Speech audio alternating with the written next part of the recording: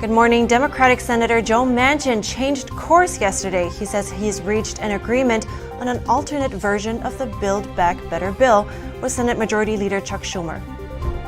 The Senate passes a bill to address a semiconductor shortage in the U.S. and reduce reliance on China. But some lawmakers say the bill is too weak and could open the U.S. to CCP espionage and intellectual property theft. We take a deeper look. American voters dissatisfied with current parties in Washington will soon have another option. A third party is being announced today, but will they make a splash? Remnants of a massive Chinese rocket are expected to streak through the atmosphere this weekend in an uncontrolled re-entry. Experts aren't sure how much of the rocket will survive or where it's expected to crash land.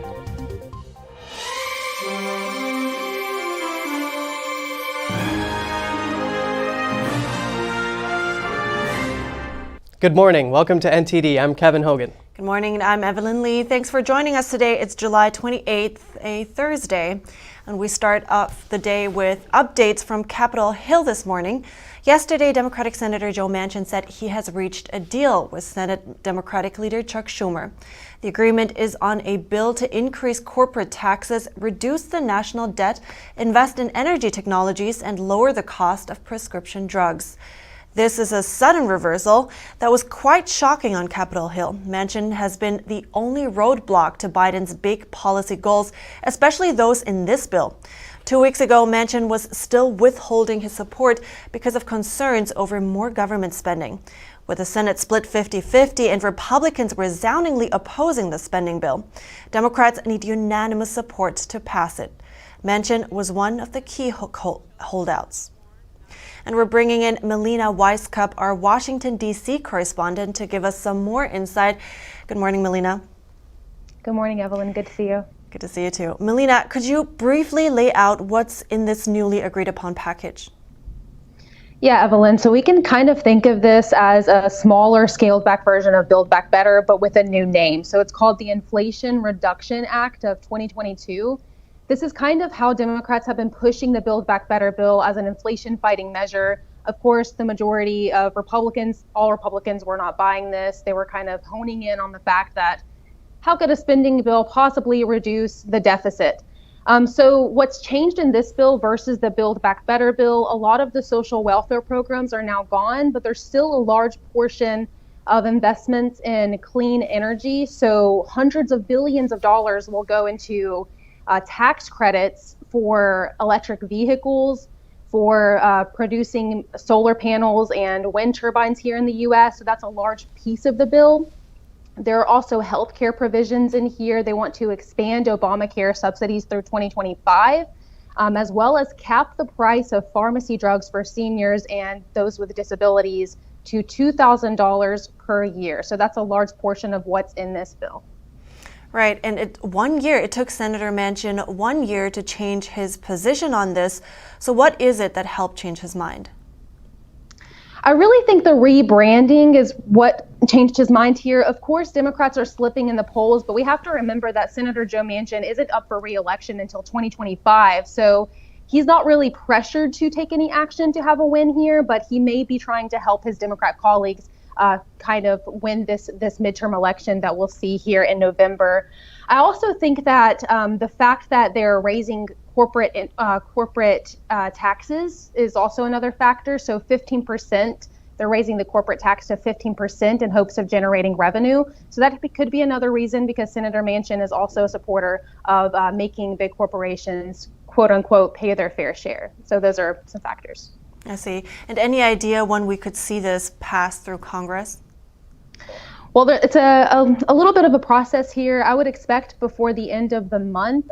So the Senate parliamentarian, that is the Senate Rules Advisor, is now looking over this new reformed legislative text. And once she gives the okay for this, we can expect to see the Senate quickly pass this because all 50 senators are on board now, now that Manchin has given his okay. And House Speaker Nancy Pelosi says that she's planning to actually bring members back from recess early in August to pass it through the House as well.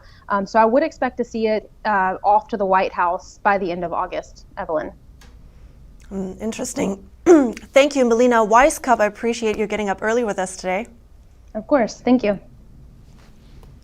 And in more political news, the Senate passed the Chips and Sciences bill on Wednesday. The bill will encourage semiconductor companies to build chip plants in the U.S. NTD reporter Jeremy Sandberg has more details. The House of Representatives plans to vote on the bill Thursday. If approved, it could be signed into law by the president early next week. This is a bad day for President Xi and the Chinese Communist Party. Passing in the Senate with bipartisan support and a vote of 64 to 33, the legislation is not without its critics. There's no return. There's no standard for return for American taxpayers. So this is not a anti-China bill. This is not a national security bill. This is just a free giveaway to a bunch of billion-dollar corporations that wanted no accountability. The bill aims to address a chip shortage in the U.S. and reduce reliance on China. It will provide around $280 billion in funding, including federal grants and tax breaks for companies that construct their chip facilities in the U.S. It also directs Congress to increase spending on high-tech research programs that lawmakers say will help the country stay economically competitive in the decades ahead. By passing this Chips and Science bill, we are making clear that we believe America's best days are yet to come. Senate Majority Leader Chuck Schumer stripped a provision from the bill that would have blocked companies from outsourcing manufacturing to China for semiconductor technologies researched and developed with taxpayer money. Opponents of the bill say it's too weak on China and could open the U.S. to espionage and intellectual property theft from the Chinese Communist Party. Republican Senator Marco Rubio says his amendments to the bill that would have ensured funded companies didn't work with China were blocked by Senate Democrats. He wrote in a press release, "No one should be surprised when we hear stories of Beijing stealing U.S. technology funded by this bill, or companies producing more chips in China, even as they receive money from the taxpayers." Other senators from both sides of the aisle say the bill will increase inflation and hurt American taxpayers. It is projected to increase federal deficits by about $79 billion over 10 years. Jeremy Sandberg, NTD News. American voters unsatisfied with the current two-party system will soon have another option. Former Republican and Democratic officials are announcing a new third political party today. The new party is called Forward. It will be co-chaired by former Democratic presidential candidate Andrew Yang and former Republican governor of New Jersey, Christine Todd Whitman. Party leaders are holding events in 24 cities this fall to roll out the new platform and get support. The new party is a merger of three political groups: the Renew America Movement, the Forward Party, and the Serve America Movement. The party hopes to recruit current and Republican and Democratic members of Congress. Forward aims to gain party registration and ballot access in 30 states by the end of 2023 and in all 50 states by late 2024 in time for the presidential and congressional elections. The official launch will be in Houston, Texas on September 24th. And the suspect in the Chicago Independence Day parade shooting was indicted by a grand jury yesterday.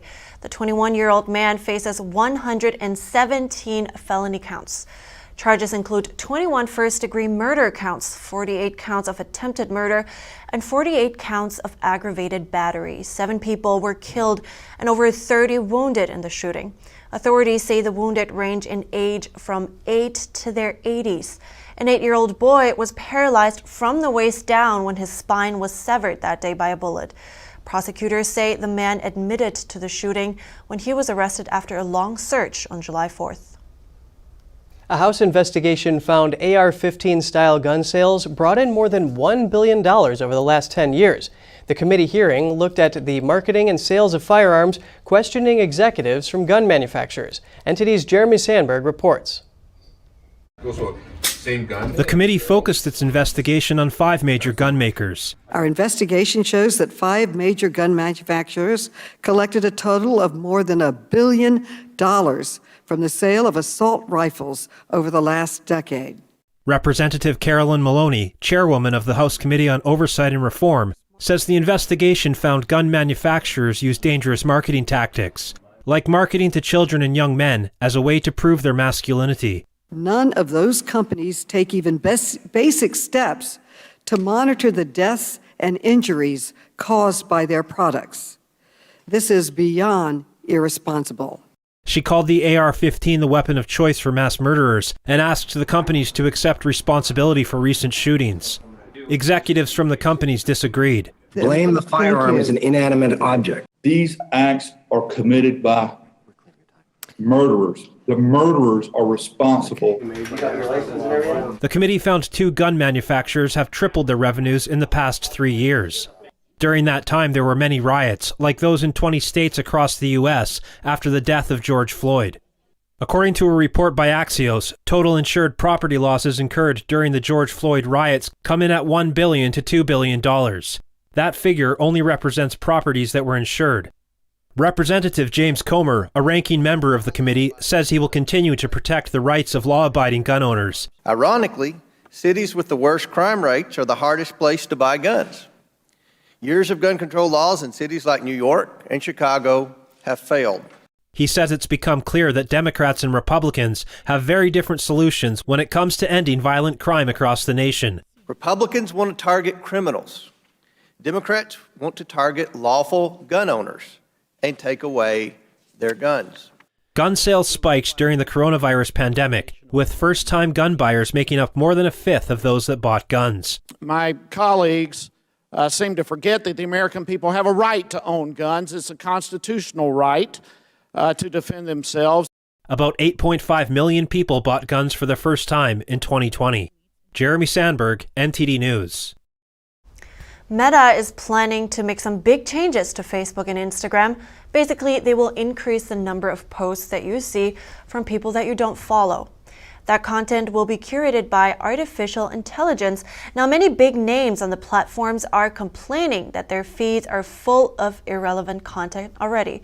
Meta is chasing TikTok's success with short-form videos, but there are many concerns surrounding TikTok, partially because of dangerous content that's being suggested to its users. Just recently, 2 parents sued the platform after their daughters died. They were taking part in a challenge that went viral called the Blackout Challenge.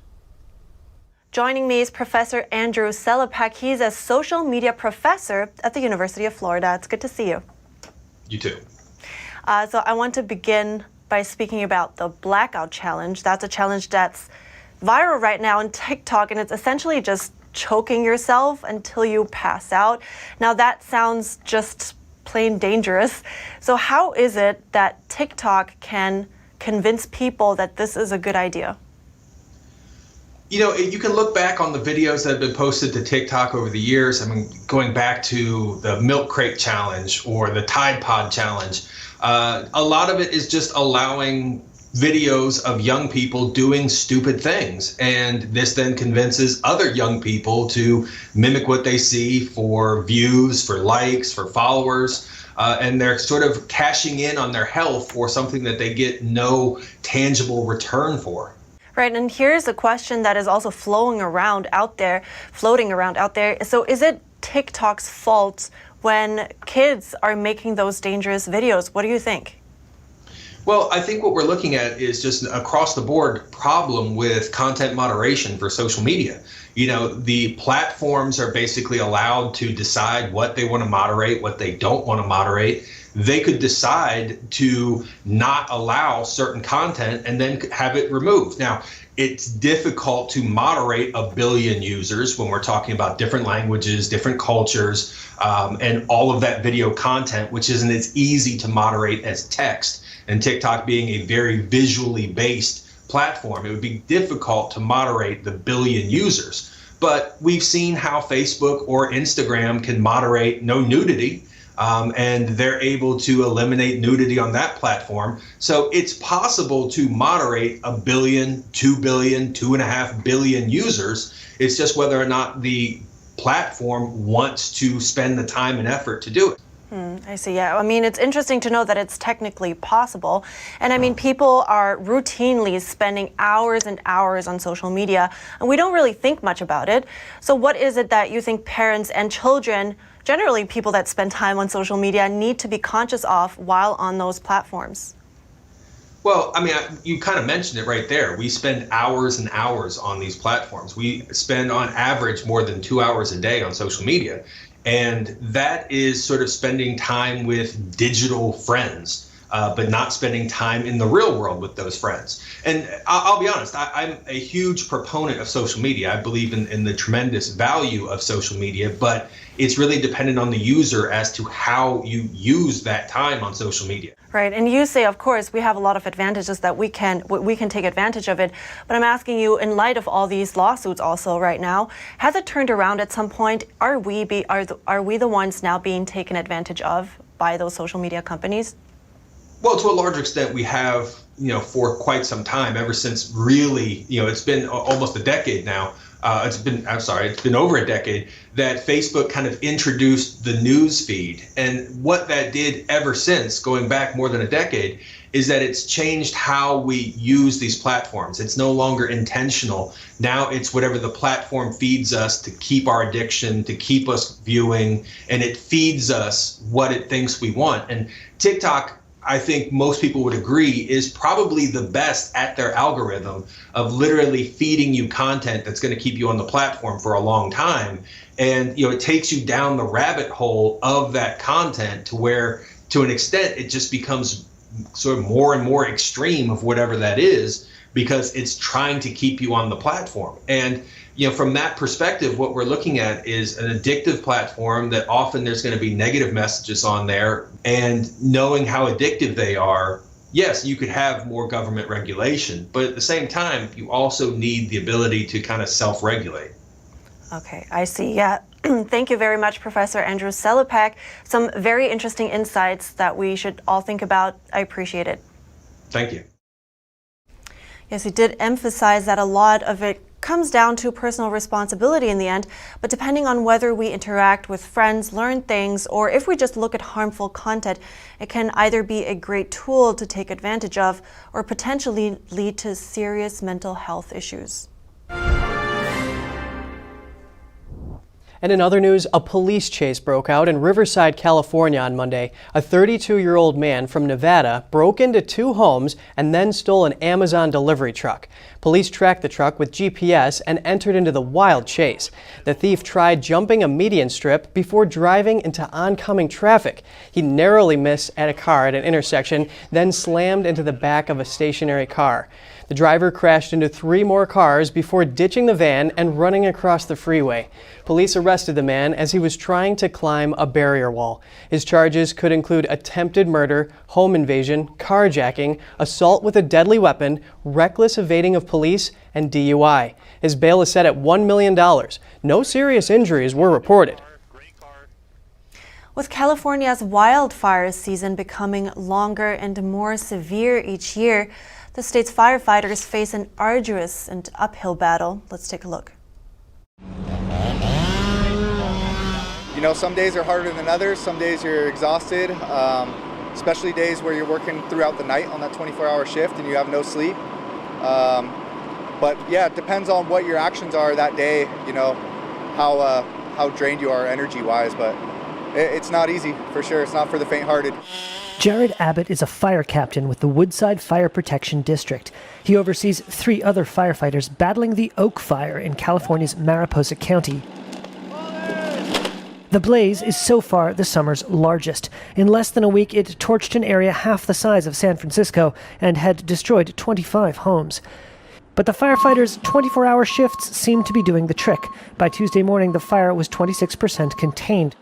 Abbott is no stranger to this sort of work, but the work seems to get harder every season. So I've been a professional firefighter for 10 years.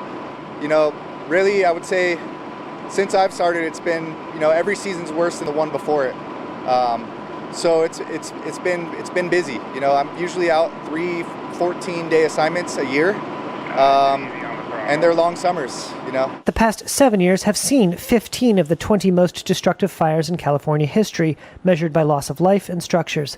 For Abbott, the hardest part is what he leaves behind to do his job. I have 2 young kids. I have a 5-year-old son and a 2-year-old daughter. And they're so young, they don't, understand why I'm gone. But Abbott's family, at least, is safe from the flames. These residents of Mariposa County had to flee, finding food at this Red Cross shelter. David Wagner is a Red Cross volunteer. Most of them didn't have a lot of time to evacuate. Some of their stories are that they saw the flames heading down the hill towards their homes, and they just threw what they could very quickly into their cars. Many, including 12-year-old Marley Bernard, came here. Like, they have good food. We've been getting fed 3 times a day, and they've been giving us cold water, cold drinks, and we've been sleeping in the car, and we finally slept in a tent last night because it's been kind of uncomfortable when we were sleeping in the car. This is my street right here. Sally McClalla is 82 and had been through this before. Well, it's very upsetting. I was nervous the first go-round 4 years ago, and I broke out crying and had terrible shakes. I couldn't hardly stop crying for a long time. This time I felt I'm a trooper. I've been there. I've done it before. I want to just keep my head about me, and I'm prepared. Just ahead, the Israeli military releases footage showing weapons production sites in densely populated civilian areas of Gaza. Israel accuses radical Islamists of deliberately placing them there. And another Chinese rocket body is expected to fall uncontrolled from space this weekend. What risk does it pose to people on Earth? That and more after the break.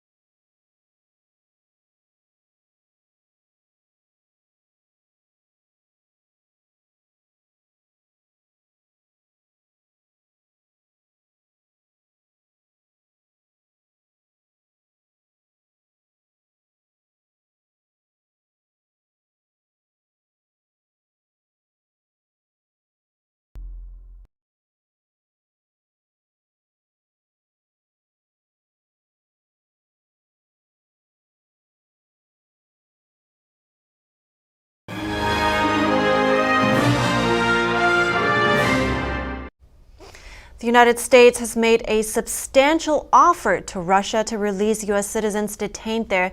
The deal aims at bringing home WNBA star Brittany Griner and another jailed American, Paul Whelan. Secretary of State Antony Blinken says he expects to speak with his Kremlin counterpart for the first time since before Russia invaded Ukraine.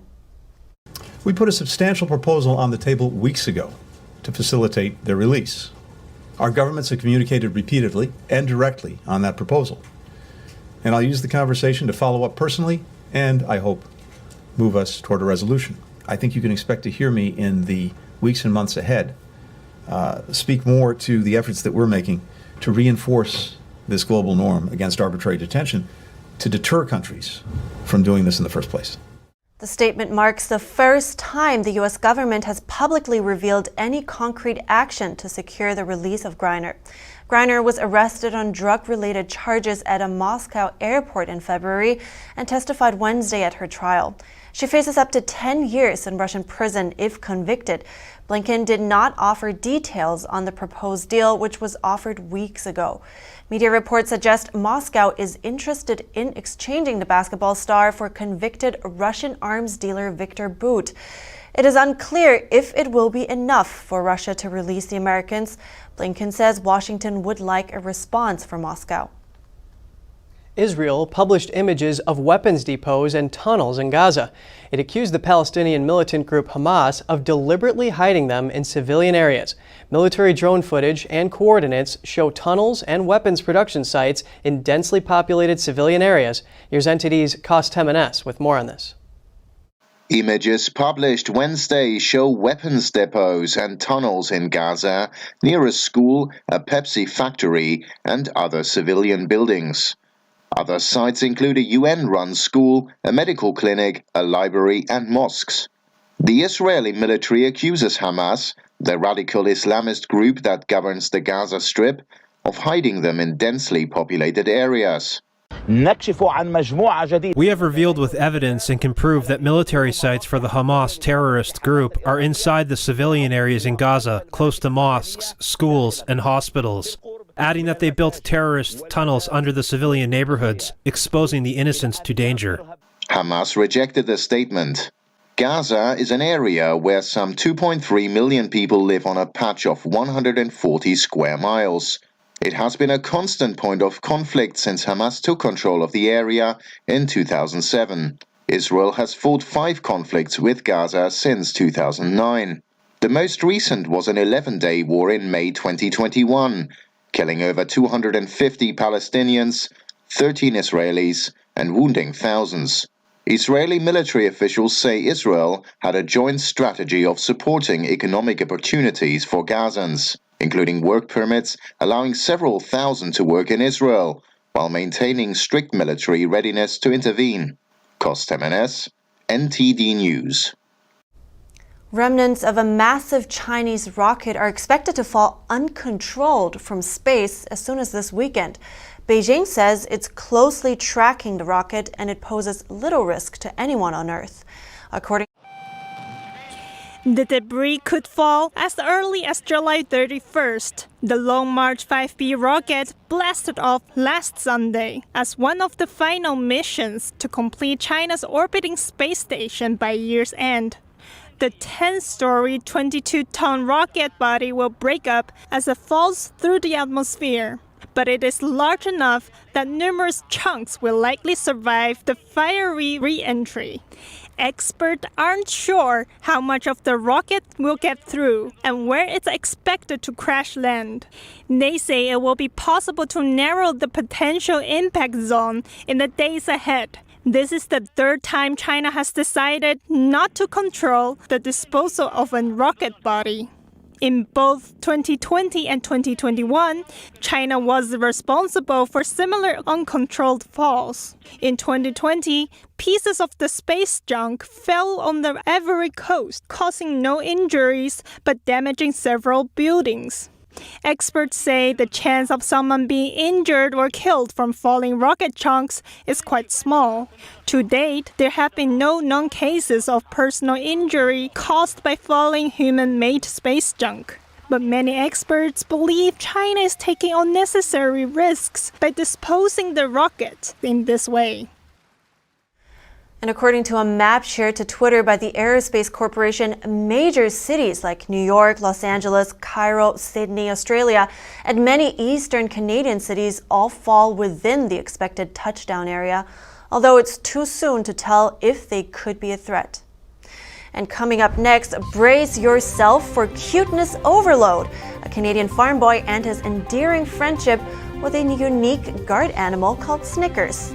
And a 170-carat pink diamond discovered in Angola may be the largest such gemstone found in 300 years. We'll be right back with that.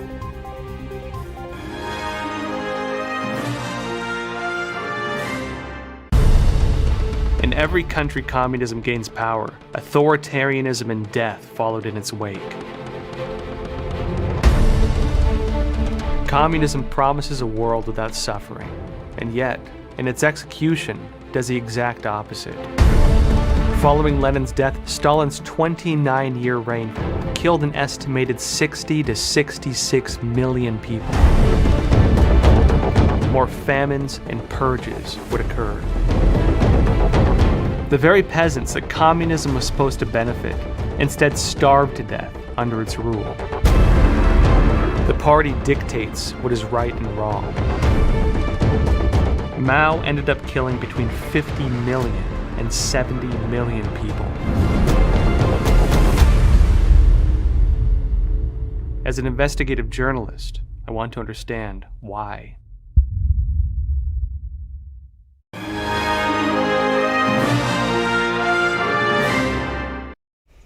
Welcome back. When a family farm brought in a new guard animal to protect their alpacas, they didn't realize it had plans to adopt their toddler.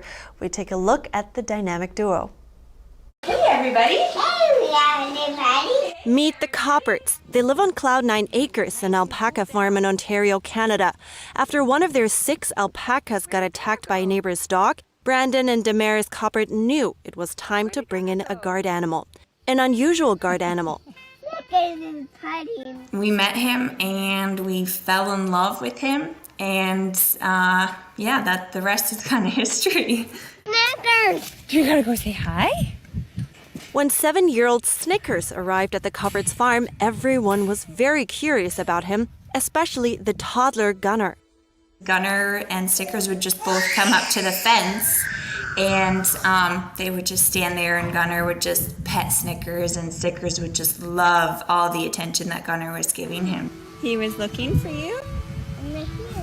The donkeys straight away took to their son, and a sweet bond was formed. It was just so cute to see Gunner's excitement to anytime Snickers would come. Hey, Snickers.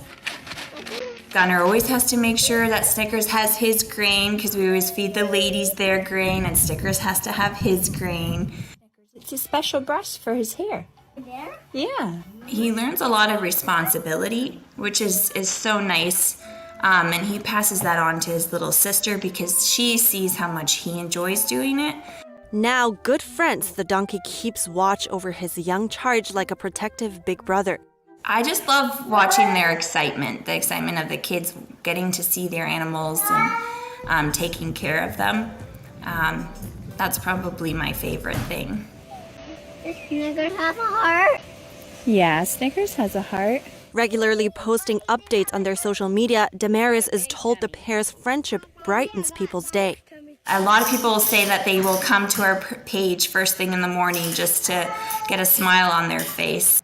It's a win-win situation, with Snickers finding a happy home abundant with cuddles and treats, and 3-year-old Gunner gaining a trusted companion.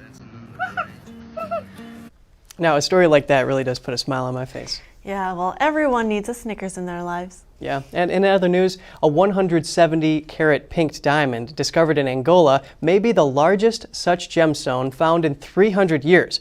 Angola's mines are among the world's top 10 producers of diamonds. Only 1 in 10,000 diamonds are colored, and only 1 in every 100 diamonds is greater than about 11 carats in size. Lucapa Diamond Company says 170 carat is extremely rare. The pink gemstone is expected to be auctioned by the Angolan State Diamond Marketing Company, but they didn't give an estimate of its worth because the diamond is still being examined and valued. So how much do you think it would cost, Evelyn, one of those? I have no idea. Must be tens of millions. Well, there are large colored diamonds have fetched record high prices in auctions in recent years. For example, last April, a 15-carat blue diamond sold for about $57 million at auction in Sotheby's in Hong Kong.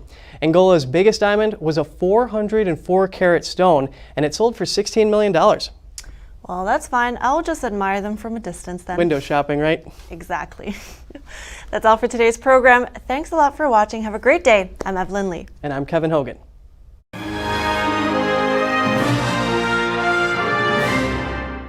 Thanks for watching us on YouTube. Did you know YouTube only keeps selective videos on its platform? So if you want to make sure you get the full picture, just subscribe to our newsletter. Go to newsletter.ntd.com and sign up. It's free.